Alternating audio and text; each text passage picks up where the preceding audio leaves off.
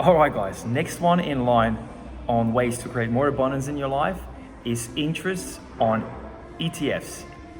Interest on ETFs is an interesting one. Now, some of you guys are more familiar with investing in stock and shares, and that's basically individual companies.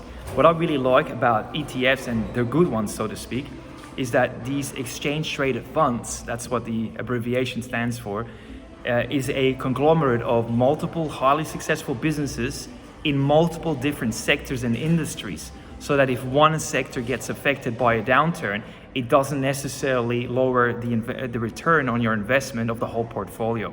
So rather than invest in individual stocks and shares that you select, and basically where you're putting all of your money on one particular company and one particular industry to perform well, this way it's spread more evenly.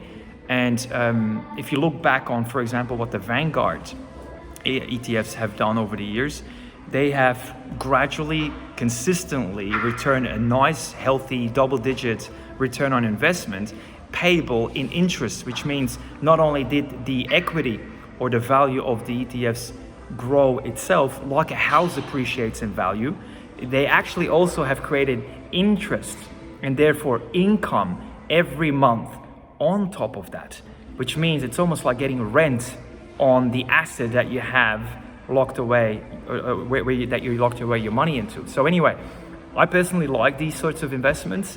We've seen really some excellent returns that way, both in terms of equity growth as well as interest payable in hard cash that you then buy more ETFs with, if you like, or some other people choose to take the interest out and use it as a lifestyle income to spend.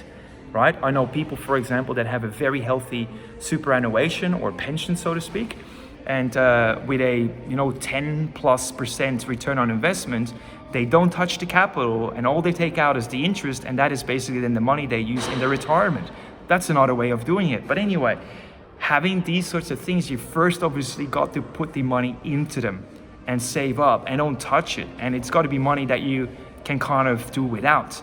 So for me, religiously, every paycheck I receive, I put at least 10%, if not 20% or more of that paycheck into our investments. And it's something that I've learned doing, and it's a good habit for you to also develop. As small or as little as whatever, or big, it doesn't matter. Start somewhere. Start what you can do, and then gradually build up. And typically what you'll see is that the more wealthy people become, the more percentage-wise they allocate towards investments. Therefore, they start living on less and they start investing more, and it creates even more opportunities. So my point of it is, again, abundance is not haphazard. It's something that you create by intention and by design, and of course, action. And that's all I'm going to say about ETFs as exchange traded funds. Let's see what we got in the next video to create more abundance.